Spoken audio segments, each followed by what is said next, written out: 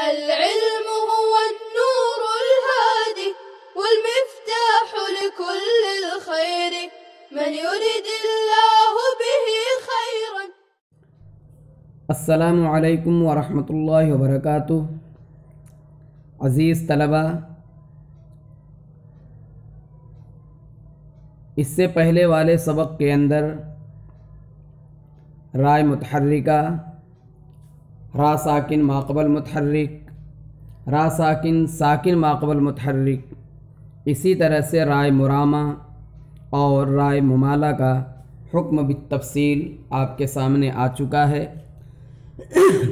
آج کے سبق کے اندر رائے مشدد کا حکم بیان کیا جا رہا ہے. مصنف رحمۃ اللہ علیہ فرماتے ہیں، فائدہ، را مشدد حکم میں ایک را کے ہوتی ہے. را مشدد حکم میں ایک را کے ہوتی ہے. جیسی حرکت ہوگی اسی کے موافق پڑھی جائے گی، پہلی دوسری کے تابع ہوگی. اس کے اندر مصنف رحمۃ اللہ علیہ نے یہ بیان کیا ہے کہ را مشدد کے اندر گرچہ دو را ہوتی ہے، لیکن تفخیم اور ترقیق کے مسئلے میں وہ ایک را کے حکم میں ہوگی. جس طرح سے ایک را کے بارے میں آپ نے پڑھا تھا، رائے متحرک کے بارے میں آپ نے پڑھا تھا کہ رائے متحرک پہ زبر یا پیش ہو تو را پر ہوگی اور زیر ہو تو را باریک ہوگی. اسی طرح سے رائے مشددہ اگر ہے تو اس رائے مشددہ پہ دیکھیں گے، اگر جو ہے رائے مشددہ مضموم ہے یا مفتوح ہے تو پر پڑھی جائے گی، اور اگر جو ہے رائے مشددہ مکسور ہے تو وہ باریک پڑھی جائے گی. رائے مشددہ جیسے سرن، سرن، درجن، ان میں تینوں کلمات کے اندر جو ہے را مشدد ہے. سرن رائے مفتوحہ ہے، سرن یہ رائے مضمومہ ہے، اور درجن میں را مکسورہ ہے. تو رائے متحرکہ ایک را کے حکم میں ہوتی ہے. تو جس طرح سے رائے متحرکہ پر، رائے مشددہ پر اگر جو ہے پیش ہے یا زبر ہے تو وہ پر پڑھی جائے گی، اور زیر ہے تو باریک پڑھی جائے گی. جس طرح سے ربک، ربما اور رجال کی را کو پر اور باریک پڑھا جاتا ہے، یعنی ربک ربما کی را کو پر پڑھا جاتا ہے، رجال کی را کو باریک پڑھا جاتا ہے. ایسے ہی رائے مشددہ اگر جو ہے مضموم یا مفتوح ہے تو پر پڑھی جائے گی، اور مکسور ہے تو اسے باریک پڑھیں گے. یہاں پر ایک بات جو مصنف نے ذکر کی ہے کہ حکم میں ایک را کے ہوتی ہے، حکم میں ایک را کے ہوتی ہے، یعنی اس را کو جو رائے مشددہ ہے اس کو دو را سمجھ کر کے دو حکم اس پہ جاری نہیں کیا جائے گا. مثلا سرن کی دونوں را پر ہوگی، سرن کی دونوں را پر ہوگی، دری کی دونوں را جو ہے باریک ہوگی. اب اگر کوئی شخص سرن کی پہلی را کو باریک پڑھے، کیونکہ را ساکن ہے، مشدد کلمے کے اندر آپ جانتے ہیں مشدد جو حرف ہوتا ہے پہلے ساکن پھر جو ہے متحرک پڑھا جاتا ہے، پہلے ماقبل والے سے ملا کر پھر خود وہ حرف پڑھا جاتا ہے، وہ ہوتا ہے مشدد. تو اب سرن کو یا سرن کو اگر آپ دیکھیں تو پہلے را ساکن ہے، اس سے پہلے زیر ہے، تو پہلی را کو آپ جو ہے کیا پڑھیں گے؟ باریک پڑھیں. تو یہاں دوسرا قاعدہ اگر آپ جاری کرنا چاہتے ہیں را ساکن ماقبل مکسور، تو یہ غلط ہے. رائے مشددہ ایک را کے حکم میں ہوگی، کیونکہ آپ یہ پہلے پڑھ چکے ہیں کہ جب دو حرف ایک جیسے جمع ہو جائیں اور ان میں پہلا ساکن ہو دوسرا متحرک ہو تو اس میں ادغام کیا جاتا ہے. اور یہاں را مشددہ کے اندر اسی طرح کا پایا جاتا ہے، ادغام نہیں ہے یہاں پر، لیکن جو ہے اگر اس کو الگ الگ آپ پڑھیں گے، سر رن، سر رن الگ الگ، تو یہاں فک ادغام ہو جائے گا، یعنی تشدید باقی ہی نہیں رہے گی. فک ادغام، ادغام میں صرف جو ہے مشابہت تشدید کے اندر دینے کی ہے، یہاں ادغام نہیں ہو رہا ہے۔ دریون کی راہ کو لیجئے، اگر دریون کی راہ کو دو راہ مانتے ہیں تو پہلی راہ ساکن اس کے پہلے دال پر پیش ہے، لہذا اسے پر پڑھیں، اور ری کو جو ہے باریک پڑھیں تو یہ غلط ہو جائے گا۔ الحاصل یہ کہ راہ مشدد ایک راہ کے حکم میں ہے، جیسی اس پہ حرکت ہوگی اسی کے مطابق پر اور باریک پڑھی جائے گی، لہذا سرن کی راہ جو ہے پر پڑھی جائے گی اور دریون کی راہ جو ہے باریک پڑھی جائے گی۔ پہلی دوسری کے تابع ہوگی، مصنف نے کہا پہلی دوسری کے تابع ہوگی، یعنی دوسری راہ کے سر میں ایک راہ جو ہے ساکن ہے اور رن میں راہ جو ہے مفتوح ہے، رن میں پہلی راہ ساکن ہے اور دوسری جو ہے مضموم ہے، تو وہ ضمے کا اعتبار کر کے دوسری راہ کا اعتبار کر کے دونوں راہ کو پر پڑھا جائے گا۔ دریون میں دوسری راہ جو ہے مکسور ہے اور پہلی ساکن ہے، تو دوسری راہ کے تابع کر کے دریون کی راہ کو باریک پڑھا جائے گا۔ لیکن عزیز طلبہ، یہ جو حکم ہے یہ اس وقت ہے جب کہ راہ متحرک ہو، یعنی اس پر وقف نہ کیا جا رہا ہو راہ مشدد پر، تب یہ جو ہے پہلی دوسری کے تابع ہوگی۔ اگر جو ہے راہ مشدد پر وقف کر دیا جائے، راہ مشدد پر وقف کر دیا جائے، تب جو ہے اس صورت میں دوسری راہ پہلی کے تابع ہو جائے گی، جیسے مستقر، لا یضر، مستمر۔ تو یہاں پر جو ہے اگر مستمرن پہ آپ کو ذرا سمجھ میں آ جائے گا، مستمرن دونوں راہ کو پر پڑھتے ہیں، مستمرن، لیکن جب یہاں پر وقف کر دیں گے تو راہ جو ہے کیا ہو جائے گی ساکن، تو اس کو پڑھیں گے مستمر، یہاں پہ باریک ہو جائے گی۔ اب باریک کا مطلب یہ ہے کہ یہاں پر جو ہے راہ مشدد جب وہاں پر وقف کر دیا جائے گا تو دوسری راہ پہلی راہ کے تابع ہو جائے گی، اور پہلی راہ جو ہے کیا تھی ساکن تھی اور اس کے پہلے زیر تھا، اس کو باریک پڑھ رہے تھے، تو اب دوسری یہاں پہلی کے تابع ہوگی۔ بہرحال راہ مشددہ ایک راہ کے حکم میں ہے، اگر وہ جو ہے وصلاً پڑھی جاتی ہے تو حرکت کا اعتبار کر کے جو ہے اس میں پہلی دوسری کے تابع ہوگی، اور جب وقف کر دیا جائے گا تو دوسری پہلی کے تابع ہوگی، یہ اتنا فرق ہے۔ بہرحال راہ مشددہ جو ہے راہ مشددہ پر اور باریک پڑھنے میں ایک راہ کے حکم میں ہوتی ہے۔ آگے فائدہ دیکھیے، حروف مفخمہ میں تفخیم ایسی افراط سے نہ کی جائے کہ وہ حرف مشدد سنائی دے، وہ حرف مشدد سنائی دے،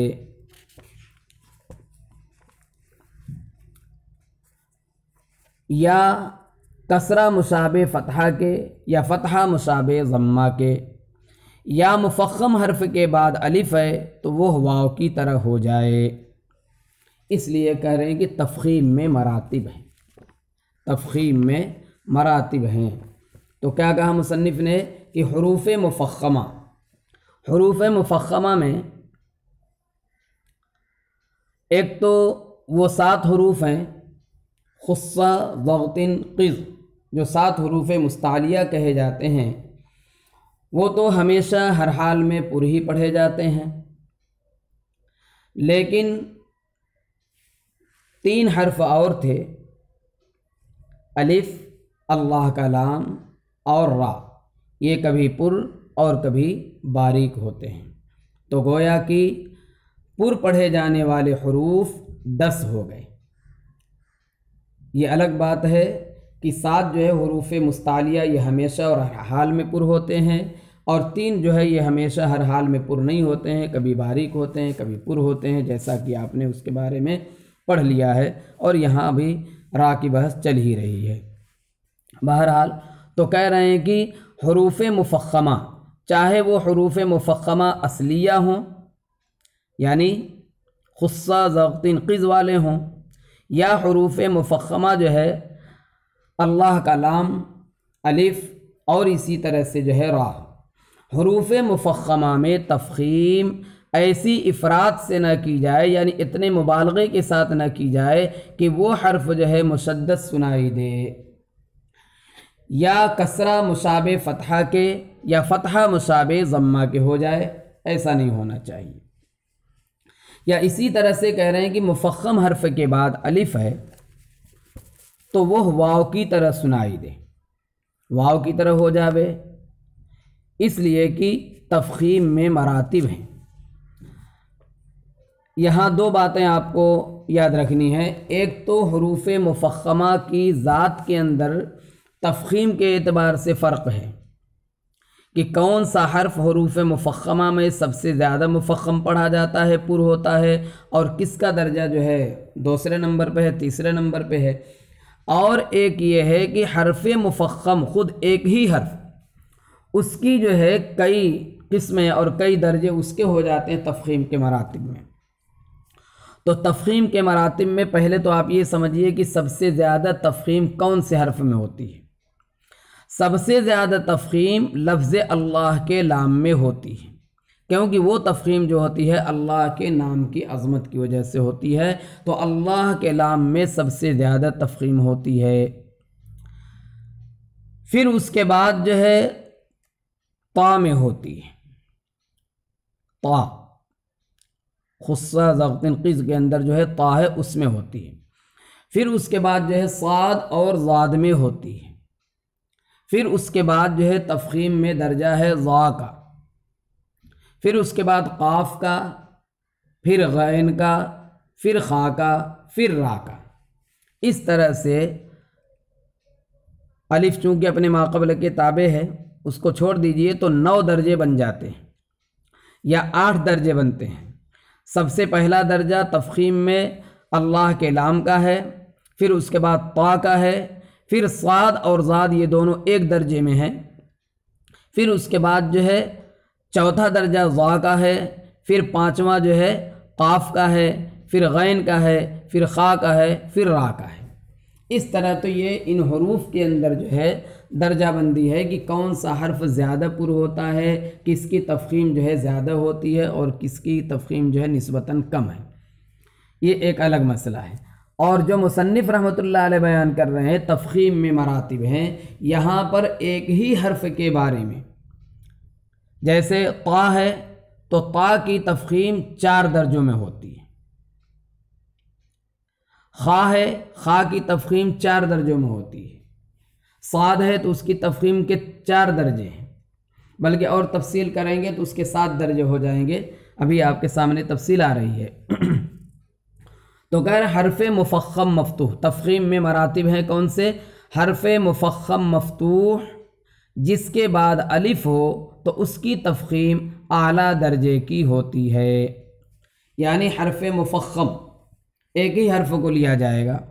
اس حرف مفخم میں تفخیم جو ہے اعلیٰ درجے کی کب ہوتی ہے؟ جب کہ وہ مفتوح ہو اور اس کے بعد الف ہو، اور اس کے بعد الف ہو، جیسے طال، طال کا طا، اس کے اندر جو ہے اعلیٰ درجے کی تفخیم ہوگی۔ اس کے بعد جو ہے درجہ ہے، اس کے بعد مفتوح جو الف کے قبل نہ ہو، مثل انطلقوا، انطلقوا، طالہ کی تفخیم اعلیٰ درجے کی ہے، اس کے بعد دوسرے درجے کی تفخیم جو انطلقوا کی، انطلقوا کے طا کی ہے۔ اس کے بعد مضموم مثل محیط، اس میں طا جو ہے، اس کے بعد مکسور مثل ظل قرطاس، ظل میں ظا اور قرطاس میں قاف۔ تو اس طرح سے جو ہے تفخیم کے 4 درجے مصنف رحمۃ اللہ علیہ نے بیان کیے ہیں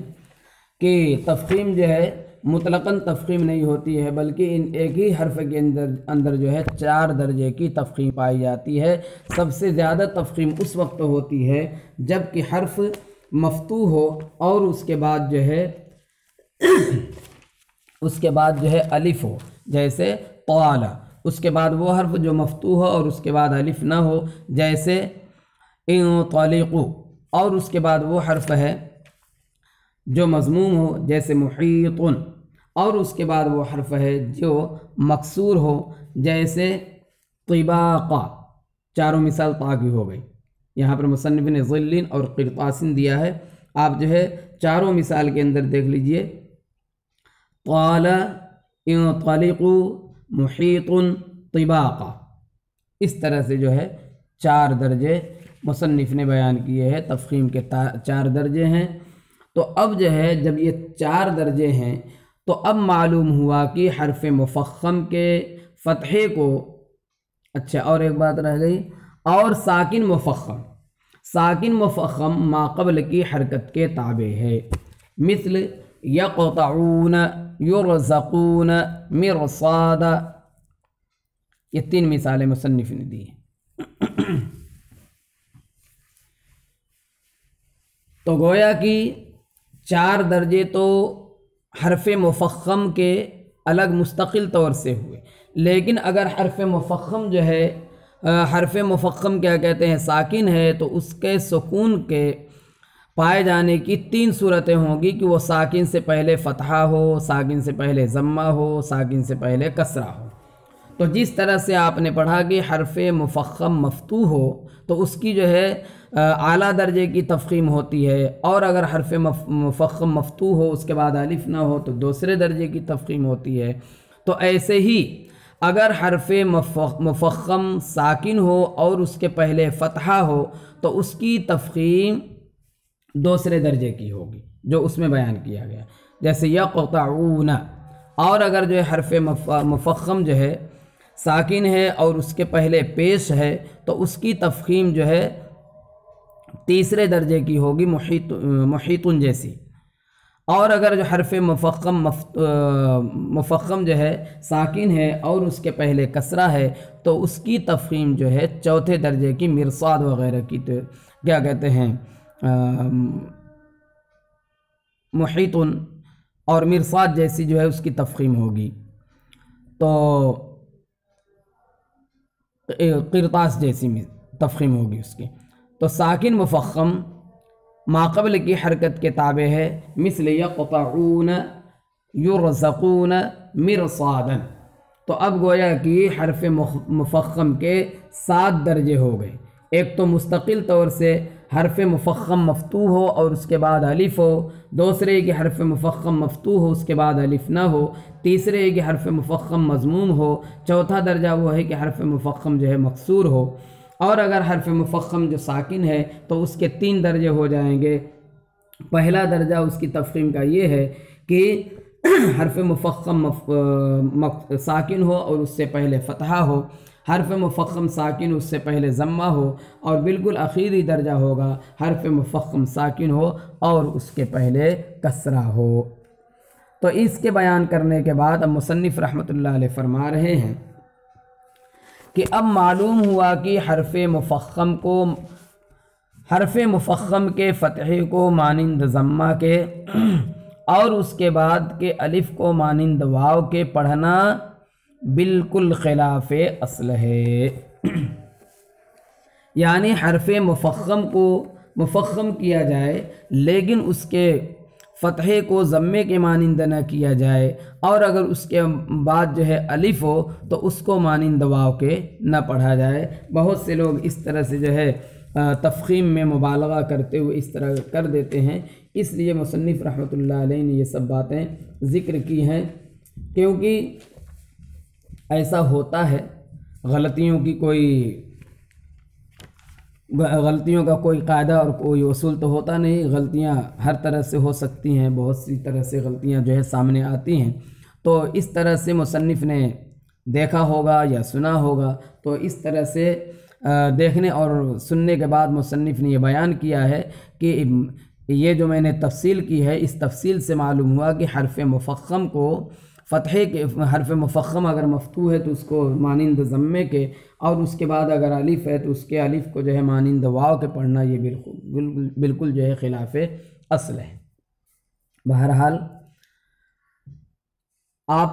نے جو یہ پڑھا ہے 5ویں نمبر پر، اور ساکن مفخم ما قبل کی حرکت کے تابع ہے،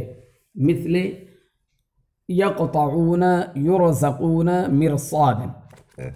اس کو ایک ہی حرف کے اندر ہم بیان کریں تاکہ آپ اس کو ادا کریں تو آپ کو خود محسوس ہوگا کہ اس کی تفخیم کے اندر فرق ہے کہ نہیں۔ تو ساکن مفخم اگر ہوتا ہے، یعنی مفخم حرف مفخم جو ہے ساکن ہوتا ہے، تو اس کے ماقبل اگر فتحہ ہے تو اس کی تفخیم جو ہے پہلے درجے کی ہے، یعنی ان تینوں کے اندر، جیسے یقطعون، یقطعون قاف ساکن ہے، دوسرا درجہ اس کا ہے جبکہ وہ ساکن ہو اور اس سے پہلے ضمہ ہو، جیسے ولا یقبل، یقطعون یقبل۔ اسی طرح سے جبکہ وہ حرف مفخم جو ہے ساکن ہو اور اس سے پہلے زیر ہو، جیسے المشرق، المشرق۔ اسی طرح سے کہہ رہے ہیں ایسا ہی حرف مرقق کے فتحے کو اس قدر مرقق کرنا کہ مانند امالہ صغرا کے ہو جائے، یہ خلاف قاعدہ ہے۔ یعنی حرف مفخم کو حرف مفخم کی تفخیم میں جس طرح سے مبالغہ کرنا، اور مبالغہ کرنے کی وجہ سے جیسا کہ مصنف نے بتلایا کہ اگر حرف مفخم کے بعد الف ہے تو واو کے مانند ہو جائے، یا حرف مفخم مفتوح ہے تو اس کا فتحہ جو ہے ضمے کے مانند ہو جائے، یہ جس طرح سے مبالغے کی وجہ سے یہ غلط ہے، ایسے ہی حرف مرقق کو اگر جو ہے آپ بہت زیادہ مرقق کرتے ہیں اور اتنا زیادہ اس کو جو ہے کیا کہتے ہیں اس میں ترقیق میں مبالغہ کرتے ہیں کہ امالہ صغرا کے مانند ہو جائے، تو یہ جو ہے کیا کہتے ہیں خلاف قاعدہ ہے، یہ غلط ہے۔ اہل عرب کی ہاں یہ افراط اور تفریط نہیں پائی جاتی، کریں یہ افراط و تفریط کلام عرب میں نہیں ہے، یہ اہل عجم کا طریقہ ہے، اور اہل عجم کے طریقے سے ہمیں بچنا ہے۔ امالہ آپ نے پڑھا تھا، امالہ صغرا، امالہ کبرا، دو لفظ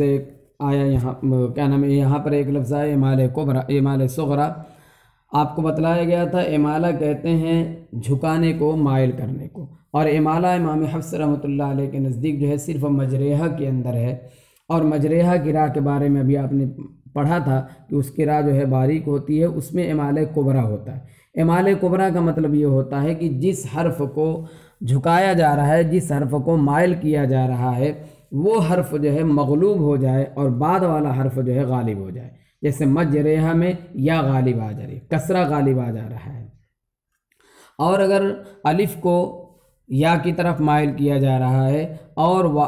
زبر کو زیر کی طرف مائل کیا جا رہا ہے، لیکن ان کا میلان کم ہوتا ہے، یہی غالب ہوتے ہیں، اور زیر اور یا جو ہے مغلوب ہوتے ہیں، تو اس کو امالہ صغرا کہا جاتا ہے۔ اور امالہ صغرا جو ہے سبا کے اندر بعض ائمہ کے یہاں ہے، اور جو ہے امام حفص کے یہاں اگرچہ نہیں ہے، لیکن اس کی مثال جیسے میں آپ کو ایک مثال دیتا ہوں، اس سے آپ کو سمجھ میں آ جائے گا، جیسے والضحیٰ، یہ فتحہ ہے، والضحی یہ امالہ کبرا ہے، والضحیٰ یہ جو ہے امالہ صغرا ہے۔ بہرحال یہ جو ہے پہلی فصل کے اندر دوسرے باب کی مصنف رحمۃ اللہ علیہ نے ذکر کیا تفخیم اور ترقیق کے قاعدے کو۔ انشاءاللہ اگلے سبق کے اندر اس